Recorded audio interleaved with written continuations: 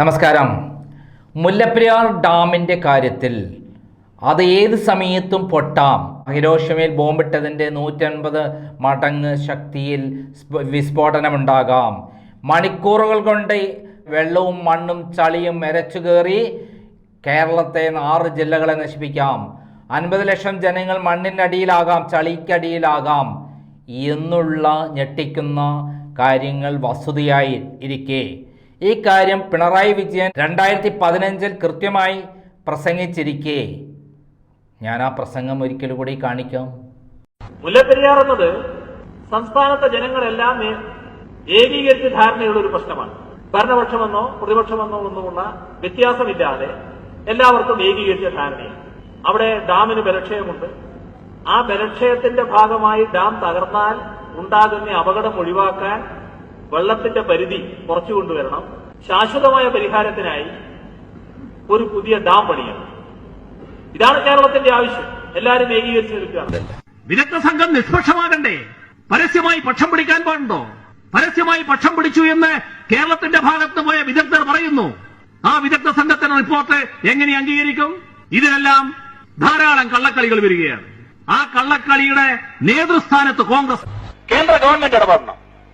പുതിയ ഡാം നിർമ്മിക്കുന്നതിന് സാങ്കേതികമായ അനുമതികൾ നിരവധി വേണം. അത് ചിലത് കേന്ദ്ര ഗവൺമെന്റാണ് നൽകേണ്ടത്. കേന്ദ്ര ഗവൺമെന്റുമായി ബന്ധപ്പെട്ട ഏജൻസികളാണ് നൽകേണ്ടത്. ആ അനുമതി കിട്ടിയാൽ കേരളത്തിന്. ആ പ്രസംഗമാണ് ഇപ്പോൾ നമ്മൾ കേട്ടത്. ഒന്നല്ല 2 പ്രസംഗങ്ങൾ. അദ്ദേഹം പറഞ്ഞിട്ടുള്ളത് മുല്ലപ്പെരിയാർ ഡാം അപകടത്തിലാണ്, ഇവിടെ ഭൂകമ്പ ബാധിത പ്രദേശമാണ്, 126 വർഷം കഴിഞ്ഞിട്ടുള്ളതാണ്, ഡീകമ്മീഷൻ ചെയ്യണം, പുതിയ ഡാം പണിയണമെന്നാണ് അദ്ദേഹം പറഞ്ഞിട്ടുള്ളത്. എന്നാൽ സുപ്രീം കോടതിയിൽ അഡ്വക്കേറ്റ് റസൽ ജോയ് ഫയൽ ചെയ്ത ഹർജിയിൽ അദ്ദേഹത്തിൻ്റെ പ്രധാനപ്പെട്ട ആവശ്യം ഈ ഇപ്പോഴുള്ള മുല്ലപ്പെരിയാർ ഡാം ഡീകമ്മീഷൻ ചെയ്യണം, പുതിയ ഡാം പണിയണം. അതിന് ഈ ഡാം ഏത് സമയത്തും പൊട്ടാം, 126 വർഷം പഴക്കമുള്ളതാണ്.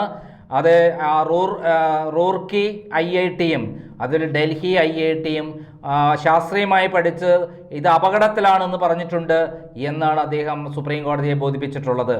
അങ്ങനെ പൊട്ടിക്കഴിഞ്ഞാൽ ഇവിടെ 50 ലക്ഷം പേർ മരിക്കാം, 6 ജില്ലകൾ നാമാവശേഷമാകും, കേരളം ഇല്ലാതാകും. അതായത് മുംബൈ വരെയുള്ള ഏരിയ തീരദേശ പ്രദേശങ്ങൾ കംപ്ലീറ്റ് കടൽ എടുക്കും. ഇതൊക്കെയാണ് അദ്ദേഹം സുപ്രീം കോടതിയിൽ ഹർജി ഫയൽ ചെയ്തിട്ടുള്ളത്. അപ്പോൾ മുല്ലപ്പെരിയാർ ഡാം അപകടത്തിലാണോ അല്ലേ, അങ്ങനെ വന്നാൽ എന്ത് റിസ്ക് കാര്യങ്ങളാണ് ഇവിടെ ഏർപ്പെടുത്തിയിട്ടുള്ളത് എന്ന് അഫിഡവിറ്റ് ഫയൽ ചെയ്യണമെന്ന് കേരള ഗവൺമെൻറ്റിനോട് ആവശ്യപ്പെട്ടപ്പോൾ കേരള ഗവൺമെൻറ് കാണിച്ച ചതിയാണ് അവർ കൃത്യമായിട്ട് കൊടുത്ത അഫിഡവിറ്റിൽ നിന്ന് മനസ്സിലാക്കാൻ കഴിയുന്നത്.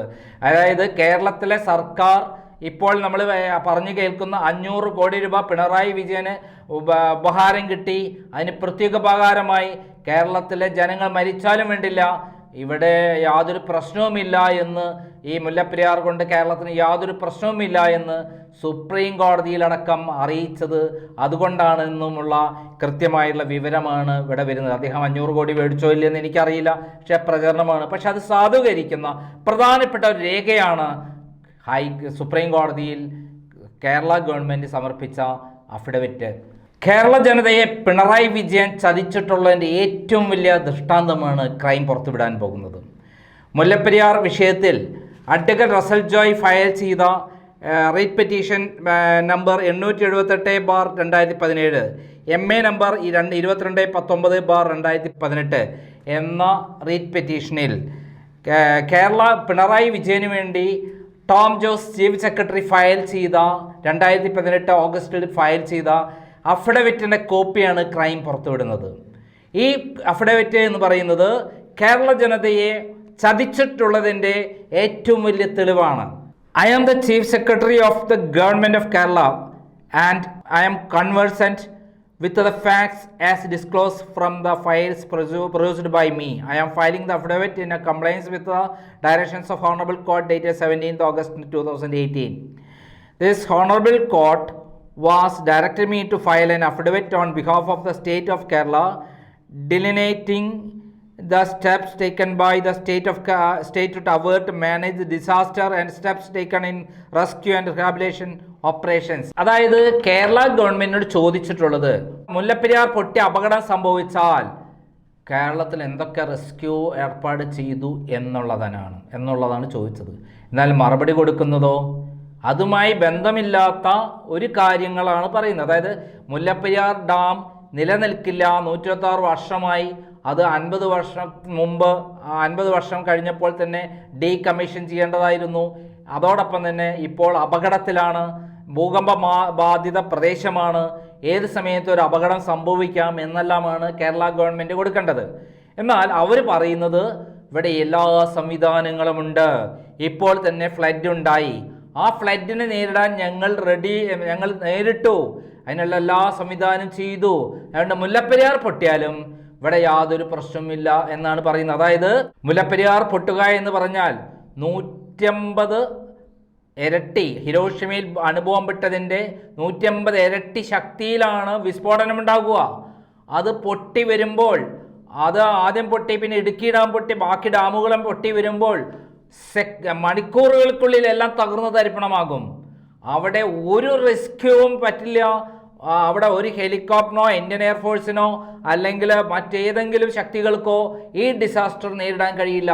അത്രയും ഭീകരമായൊരു സംഭവമായിരിക്കും മുല്ലപ്പെരിയാർ പൊട്ടിയാൽ ഉണ്ടാവുക എന്നുള്ള കാര്യം അറിഞ്ഞിരിക്കെ ആ സംഭവം മറച്ചു വെച്ചുകൊണ്ട് ഈ ഡാം സുരക്ഷിതമല്ല എന്ന് പറയാതെ, ഈ ഡാം സുരക്ഷിതമല്ല എന്ന് കൃത്യമായി പറയാതെ, അതായത് 126 വർഷം കഴിഞ്ഞതാണ്, സുർക്കിയിൽ പണിതാണതാണ്, ഇത് വിള്ളലുണ്ടായിട്ടുണ്ട് എന്ന് പറയാതെ, ഇത് പൊട്ടിക്കഴിഞ്ഞാൽ ഒരിക്കലും പറയാൻ പറ്റാത്ത വിധത്തിൽ മഹാദുരന്തമായിരിക്കും ഭൂലോകത്തിലുണ്ടാകുക എന്ന് പറയാതെ കേരള ഗവൺമെൻറ് കേരള ജനതയോട് കാണിച്ച ഏറ്റവും വലിയ ചതിയാണ് ഈ അഫിഡവിറ്റ് എന്ന് തെളിയിക്കുന്ന കാര്യമാണ് അതിൻ്റെ അകത്ത് പറഞ്ഞിരിക്കുന്നത്.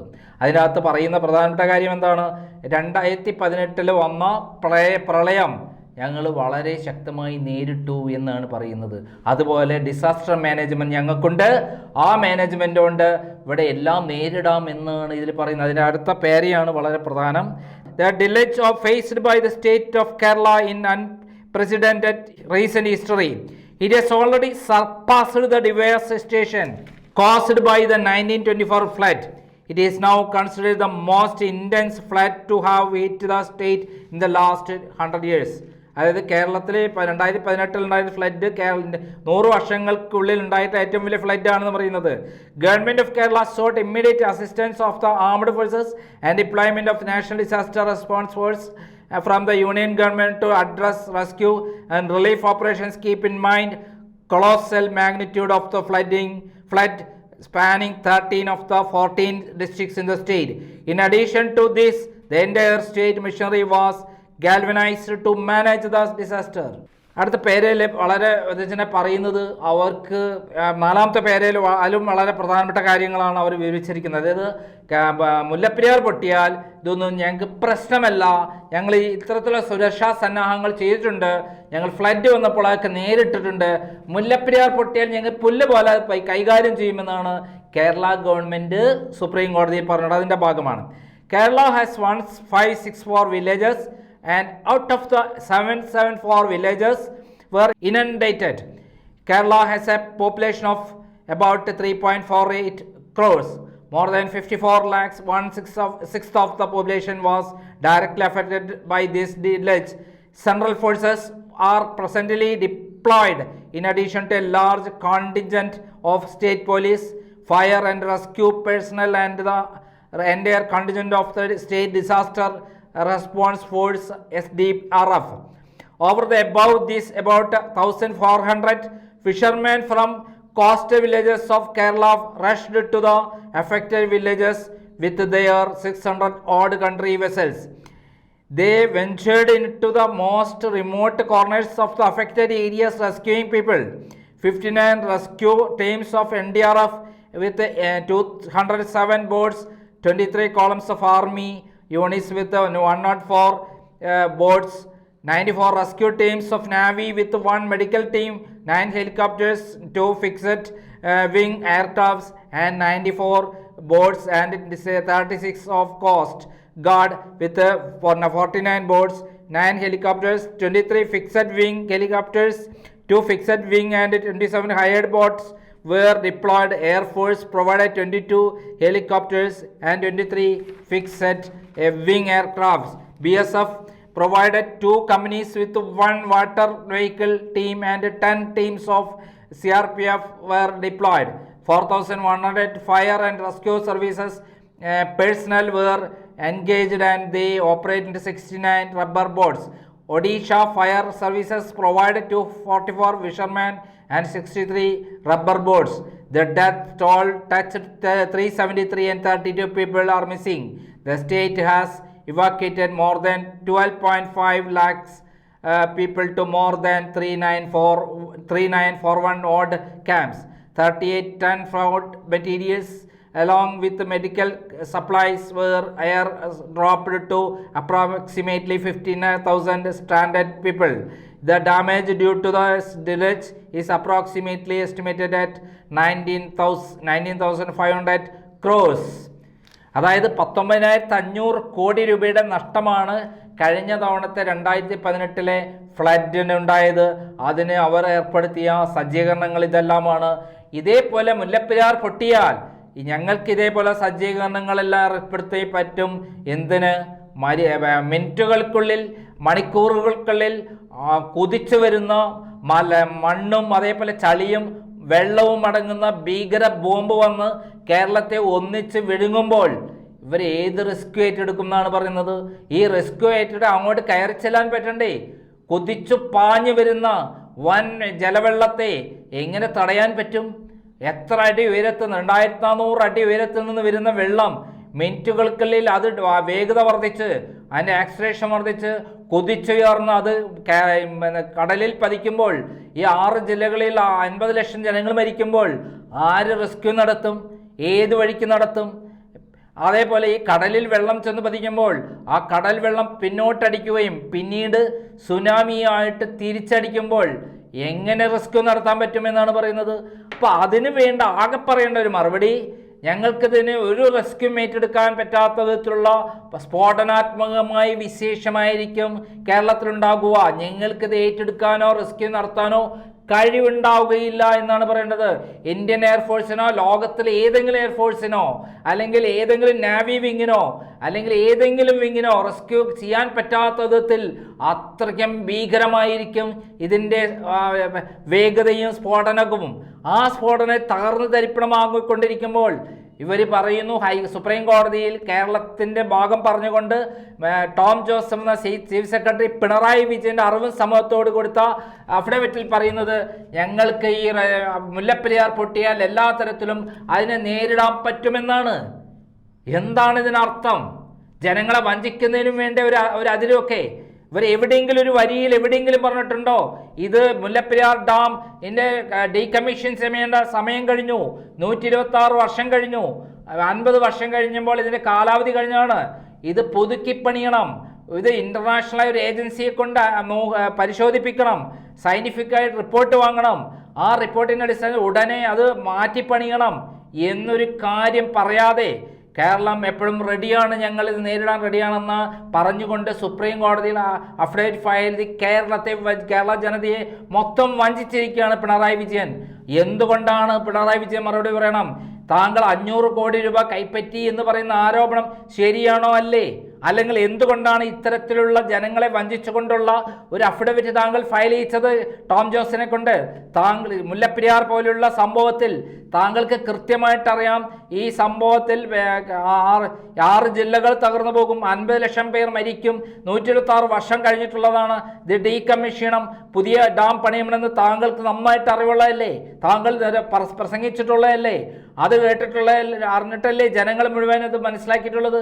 എന്നിട്ട് താങ്കൾ ഭരണത്തിൽ വന്നപ്പോൾ ഇത്തരത്തിലുള്ള തെമ്മാടിത്തരം നിറഞ്ഞ ജനങ്ങളെ വഞ്ചിക്കുന്ന ഈ കേരള ജനതയെ വഞ്ചിച്ച് തമിഴ്നാടിന് വേണ്ടി എറാമുളിയിൽ നിന്നതിൻ്റെ ഏറ്റവും വലിയ തെളിവാണ് ഈ അഫിഡവിറ്റ്.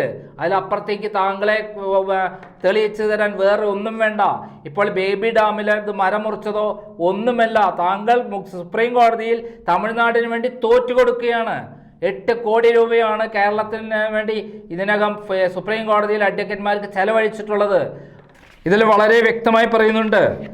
ഇതിൽ പറയുന്ന പ്രധാനപ്പെട്ട ഒരു കാര്യം എന്ന് പറയുന്നത് നമ്മൾ മനസ്സിലാക്കേണ്ട കാര്യം, കേരള ജനങ്ങൾ മനസ്സിലാക്കേണ്ട കാര്യം, ഈ ആറാമത്തെ പേരയിൽ പറയുന്നൊരു കാര്യം വളരെ പ്രധാനപ്പെട്ടതാണ്. Mullaperiyar reservoir which is wholly situated in the territory of state of Kerala. Kerala സ്റ്റേറ്റിലാണ് മുല്ലപ്പെരിയാർ റിസർവോയർ നിൽക്കുന്നത്, വൃഷ്ടിപ്രദേശം നിൽക്കുന്നത്, വെള്ളം നിൽക്കുന്നത്. In the upper reaches of Western Ghats above Idukki reservoir is being operated by the government of Tamil Nadu. Idukki reservoir has catchment area of 650 square kilometer and Mullaperiyar reservoir has a catchment area of 624 square kilometer, while Idukki reservoir has an effective storage capacity utilizable storage of 51.543 TMC, gross capacity being 70.5 TMC. Mullaperiyar only has an effective storage of capacity of 7.666 TMC and gross capacity of 12.758 TMC. Mullaperiyar therefore is exceptionally vulnerable because it has a large catchment area and limited storage capacity when compared to Idukki, which has a 4 times of the storage capacity with the almost similar catchment area. Consequently, the water level in the Mullaperiyar reservoir increases with rapidly when compared with Idukki. After a gap of 26 years from 98, അതായത് ഇത്രയും capacity, അതായത് മുല്ലപ്പെരിയാർ എന്ന് പറയുന്നത് ഇടുക്കിയുടെ 7 ഭാഗം മാത്രമുള്ള ഒരു സ്ഥലമാണ്. അതായത് 70.5 TMC ഇടുക്കിക്ക് കപ്പാസിറ്റി ഉള്ളപ്പോൾ മുല്ലപ്പെരിയാറിന് മൊത്തം 12.758 TMC ആണ് കപ്പാസിറ്റി ഉള്ളത്. 7th പേരെയും കൂടെ നമ്മൾ വളരെ ശ്രദ്ധയോടുകൂടി ഗവൺമെൻറ് കൊടുത്ത അഫിഡവിറ്റിൽ പറയുന്ന കാര്യം വായിക്കേണ്ടതാണ്, അറിയേണ്ടതാണ് ഓരോ മലയാളിയും. After a gap of 26 years from 98 to 2018 onwards, water started spilling over when the Kerala's biggest reservoir at Idukki in the Periyar Basin reached a level of 2,398.98 feet. Since Indian Meteorological Department had predicted heavy rainfall, the state of Kerala decided to open shutters gradually to avoid extreme flooding. It is submitted that the full reservoir level thereafter called FRL of the Idukki reservoir is 2,403 feet. Maximum water level hereinafter called MWL is 2,408.5 feet. Between 2,399 feet and 2,403 feet, there is a space of 2.432 TMC, and between 2,399 feet and 2,408.5 feet, there is a space of 6.332 TMC. These storage spaces are left open so that dam managers should have sufficient maneuverability to negotiate extreme flash floods which may occur due to sudden heavy rainfall. The above flood storage space maintained by the Idukki reservoir was sufficient to accommodate an extreme net inflow of 73,287 cubic for 24 hours throughout. While the suggested caution by Tamil Nadu government for the Mullaperiyar reservoir, which receives more rainfall from a catchment area 96% of size of Idukki reservoir, has only 2 feet, 140 to 142 feet, equivalent to 0.50 TMC, capable of accommodating a very low inflow of 6,250 cubics for 24 hours, which is grossly inadequate compared with the 73,287 cubics for 24 hours available for Idukki. This is a cause for alarm where there is heavy rain. Consequently, നമ്മൾ ഏറ്റവും പ്രധാനപ്പെട്ട ഒരു ഭാഗത്തേക്ക് കടക്കുകയാണ്. Consequently, the Mullaperiyar reservoir with its limited storage space, which was subjected to sudden increase in water levels due to floods on past many occasions, was closely being monitored by the Kerala state. The latest incident was taken 30/11/2017, 1/12/2018, when the water level rose in single day from 121.7 feet to 127.90 feet by 6.2 feet. While this happened, the water level in the reservoir was well below the permitted level of 142 and hence caused no danger. Has no danger എന്ന് പറഞ്ഞാൽ has no danger, അതായത് മുല്ലപ്പെരിയാർ കൊണ്ട് കേരളത്തിന് യാതൊരു പ്രശ്നവുമില്ല, no danger എന്നാണ് ഇതിൽ പറഞ്ഞിരിക്കുന്നത്. ഇത് ഫയൽ ചെയ്തിരിക്കുന്ന ഡേറ്റ് എന്ന് അറിയാമോ? നോക്കൂ, ലാസ്റ്റ് ഡേറ്റ് ഇത് 2018 ഓഗസ്റ്റ് മാസത്തിലാണ് ഇത് ഫയൽ ചെയ്തിരിക്കുന്നത് ടോം ജോസ്. ഇതിൽ നിന്ന് മനസ്സിലാക്കേണ്ടത്, അതായത് മുല്ലപ്പെരിയാർ ഡാം പുതുക്കി പണിയണം എന്ന് പറഞ്ഞ് റസൽ ജോയ് കൊടുത്ത റിപ്പറ്റീഷന് മറുപടിയായിട്ട് കേരള ഗവൺമെന്റ് മുല്ലപ്പെരിയാർ പൊട്ടുകയാണെങ്കിൽ എന്തൊക്കെ നടപടി സ്വീകരിച്ചു എന്ന് പറയുന്നിടത്ത് കേരള ഗവൺമെന്റ് പറയുകയാണ്, കേരള ഗവൺമെന്റിന് ഈ മുല്ലപ്പെരിയാർ ഡാം കൊണ്ട് യാതൊരു ബുദ്ധിമുട്ടുമില്ല, ഇത് ഡേഞ്ചർ അവസ്ഥയല്ല എന്നാണ്. വന്നു കഴിഞ്ഞാൽ തന്നെ ഇവിടെ റെസ്ക്യൂ ചെയ്യാൻ എല്ലാ സംവിധാനമുണ്ട്. ഇതിൽ പരം ചതി വേറെന്തെങ്കിലും വേണ്ടോ? അതായത് സുപ്രീം കോടതിയിൽ തമിഴ്നാടിന് വേണ്ടി ദാസ്യപ്പണി ചെയ്യുന്നു കേരള ഗവൺമെന്റ് എന്ന് തെളിയിക്കുന്ന ഏറ്റവും വലിയ തെളിവാണ് ഈ അഫിഡവിറ്റ് എന്ന് നിസ്സംശയം പറയാം. ഇത് ഓരോ കേരളീയരും വായിക്കേണ്ട കാര്യമാണ്. നമ്മുടെ ഗവൺമെന്റ് നമ്മളെ വഞ്ചിച്ചു കൊണ്ടിരിക്കുകയാണ്. ഇത്രയും വലിയ ഭീകരമായ ജലബോംബിന്റെ മുന്നിൽ നമ്മൾ നിൽക്കുമ്പോൾ, ഏത് സമയത്തും പൊട്ടുമെന്ന് ഭീതിയോടെ ജനങ്ങൾ ജീവിക്കുമ്പോൾ, അത് ആദ്യമായി പ്രഖ്യാപിച്ച മുഖ്യമന്ത്രിയായ പിണറായി വിജയൻ ഈ കാര്യം പറഞ്ഞ് ജനങ്ങളെ മുമ്പ് പേടിപ്പിച്ചു നിർത്തിയ ആള് എന്നുള്ള രൂപത്തിൽ ഇപ്പോൾ മുഖ്യമന്ത്രി ഇരിക്കുമ്പോൾ എന്തുകൊണ്ടാണ് അദ്ദേഹം ഇത്തരത്തിലുള്ള ഒരു അഫിഡവിറ്റ് ഫയൽ ചെയ്ത് കേരളത്തിലെ ജനങ്ങളെ അപഹസിക്കുന്നത്, കേരള ജനതയെ കൊഞ്ഞനം കുത്തുന്നത്, കേരള ജനതയെ ചതിക്കുന്നത് എന്ന് അദ്ദേഹം വ്യക്തമാക്കാൻ നിർബന്ധിതനാണ്. ഒന്നുകിൽ അദ്ദേഹം പറയണം, ഈ പറയുന്ന പ്രചരണത്തിൽ പറയുന്ന 500 കോടി രൂപ അദ്ദേഹം കൈപ്പറ്റി, അതുകൊണ്ടാണ് ജനങ്ങളുടെ ഈ ചതി കാണിച്ചത് എന്ന് അദ്ദേഹം സത്യം തുറന്ന് പറയാൻ തയ്യാറാവണം. അല്ലെങ്കിൽ എന്തുകൊണ്ടാണ് അദ്ദേഹം ഇങ്ങനെ ഒരു അഫിഡവിറ്റ് ഫയൽ ചെയ്തത്? എന്തുകൊണ്ട് കേരളത്തിന് പുതിയ ഡാം പണിയണമെന്ന് ആവശ്യപ്പെട്ടില്ല സുപ്രീം കോടതിയിൽ? എന്തുകൊണ്ട് ഇവിടെ റെസ്ക്യൂ, ഈ മുല്ലപ്പെരിയാർ പെട്ടിക്കഴിഞ്ഞാൽ ഒരു തരത്തിലുള്ള റെസ്ക്യൂ ചെയ്യാൻ പറ്റില്ല എന്തുകൊണ്ട് പറഞ്ഞിട്ടില്ല? ഭൂലോകത്തിലുണ്ടാകുന്ന ഏറ്റവും വലിയ വിസ്ഫോടനവും ഏറ്റവും വലിയ മഹാദുരന്തവുമായി ഇതായി മാറുമെന്നിരിക്കെ എന്തുകൊണ്ട് പിണറായി വിജയൻ കൃത്യമായി സുപ്രീം കോടതിയെ ടോം ജോസ് വഴി എന്ന് പറയുന്ന ചീഫ് സെക്രട്ടറി വഴി ഇത് അറിയിച്ചില്ല? ഇതാണ് ചതി. നന്ദി, നമസ്കാരം.